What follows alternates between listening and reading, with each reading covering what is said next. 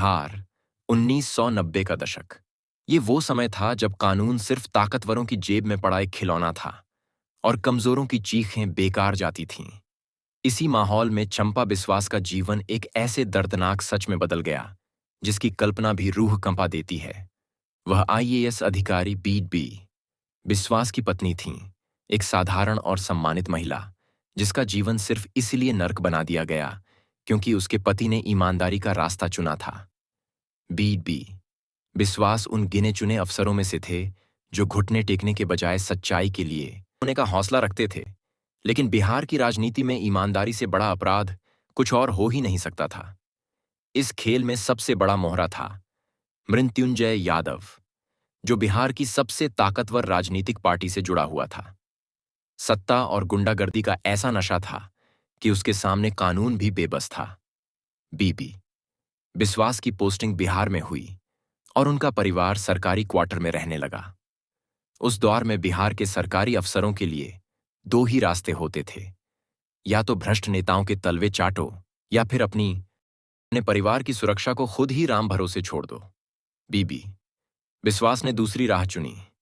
उन्होंने कई भ्रष्ट अधिकारियों और नेताओं के खिलाफ कड़े फैसले लिए, जिससे वह कुछ लोगों की आंखों में कांटे की तरह चुभने लगे। मृत्युंजय यादव जैसे लोगों के लिए यह बर्दाश्त करना मुश्किल था। पहल तो छोटे मोटे डराने धमकाने के प्रयास हुए। सरकारी बंगले के बाहर अराजक तत्वों का जमावड़ा बढ़ने लगा। अजीब अजीब कॉल्स आने लगीं। बाजार में जाते वक्त अनजान चेहरे पीछा करने लगे। लेकिन बीबी बिस्वास की ईमानदारी नहीं डगमगाई। यही उनकी सबसे बड़ी गलती थी। एक बार जब मृत्युंजय यादव को समझ आ गया कि डराने धमकाने से कुछ नहीं होगा, तो उसने अपना तरीका बदल लिया।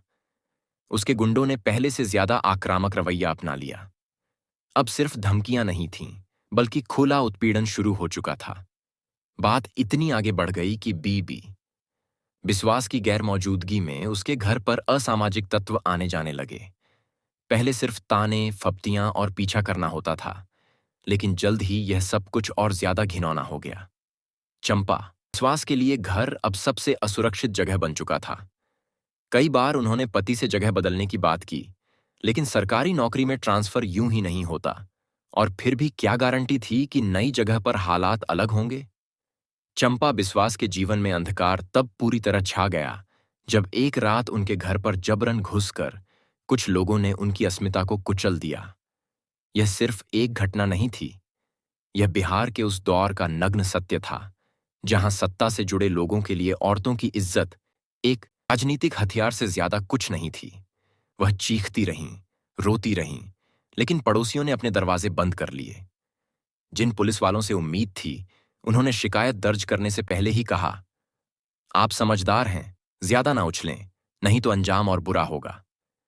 चंपा बिस्वास का शरीर घायल था, आत्मा टूटी हुई थी, लेकिन सबसे ज्यादा दर्दनाक था सिस्टम का यह ठंडा रवैया। बिहार की राजनीति उस वक्त अपनी सबसे गंदी शक्ल में थी। लालू प्रसाद यादव का दौर चल रहा था, जंगल राज का सबसे काला अध्याय। मृत्युंजय यादव जैसे नेता सिर्फ किसी पार्टी के सदस्य नहीं थे, बल्कि वो सत्ता के वो दलाल थे जिनके आगे कानून भी हाथ जोड़कर खड़ा रहता था। पुलिस से लेकर प्रशासन तक सब या तो इन नेताओं के इशारों पर चलते थे, या फिर उनके खिलाफ जाने की हिम्मत करने वालों के लिए कब्रें खुद ही मिलती थीं। अखबारों में खबरें तो छपती थीं, लेकिन ज्यादातर मामलों में उन खबरों को ही गायब कर दिया जाता था। जो पत्रकार सच्चाई लिखने की कोशिश करते, उन्हें या तो खरीद लिया जाता या फिर सरेआम सबक सिखाया जाता। चंपा बिस्वास की हालत दिन ब दिन बिगड़ती जा रही थी।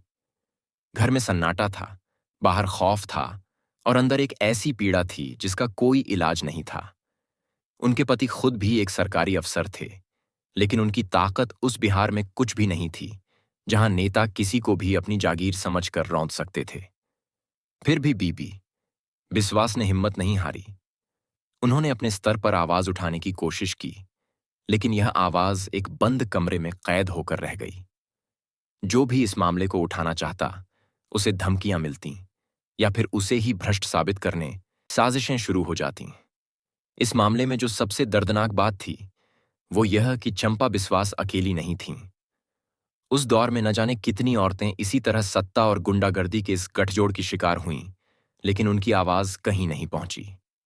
बिहार की राजनीति के वो दिन ऐसे थे जहां नेता खुद ही कानून थे, अदालतें सिर्फ नाम की थीं और न्याय के नाम पर एक भद्दा मजाक होता था। सवाल ये नहीं था कि चंपा बिस्वास के साथ क्या हुआ, सवाल ये था कि ऐसा करने वालों को क्या सजा मिली।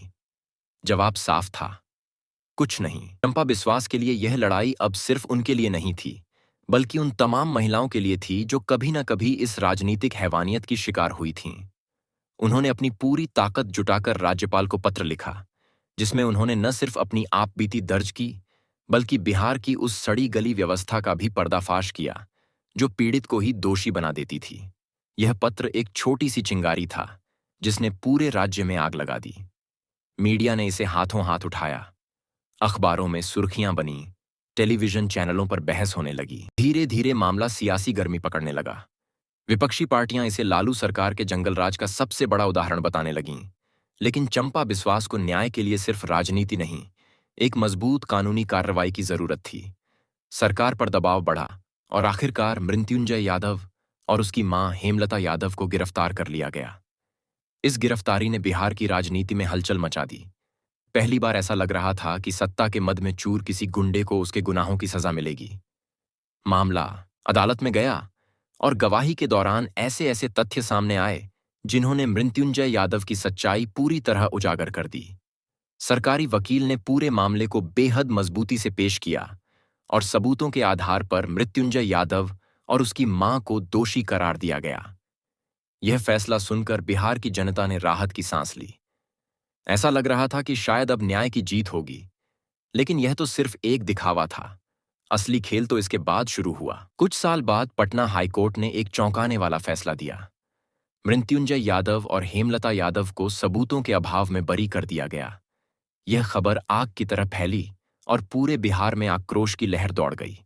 लोगों ने इस फैसले को सत्ता और पैसे के गठजोड़ का सबसे बड़ा प्रमाण बताया।